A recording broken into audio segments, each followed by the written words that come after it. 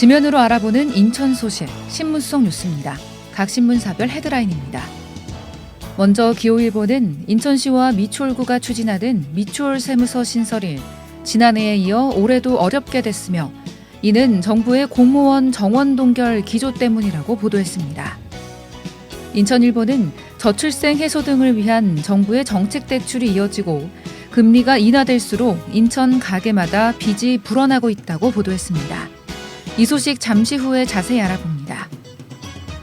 경인일보는 인천 상상 플랫폼 리모델링 사업을 중도 포기한 업체가 인천시에 지급된 투자 이행 보증금 23억 1천만 원을 돌려달라고 했으나 법원이 이를 받아들이지 않았다고 보도했습니다.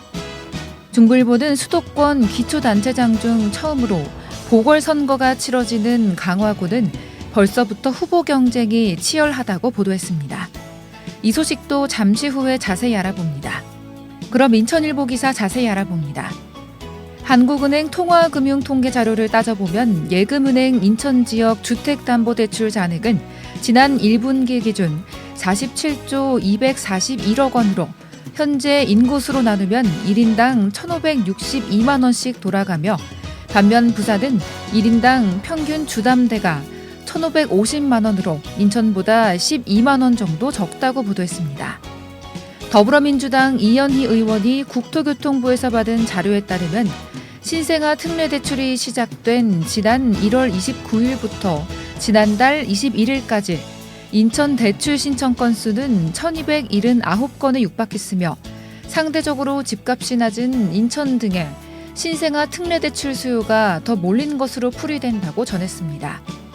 인천시가 발표한 예비 신혼부부에게 하루 1,000원만 내면 살 수 있는 1,000원 주택이나 주택담보대출이자 1%를 지원하는 파격적인 저출생 극복주택 정책이 소방수 역할을 할 수 있을지에 대한 부분도 관전 포인트라고 보도했습니다. 다음은 중부일보 기사 자세히 알아봅니다. 강화 선관위에 따르면 참석자 명부에 이름을 올린 입후보 예정자는 총 19명으로 집계됐으며 정당별로 국민의힘 15명, 더불어민주당 2명, 한국국민당 1명, 무소속 1명이라고 보도했습니다.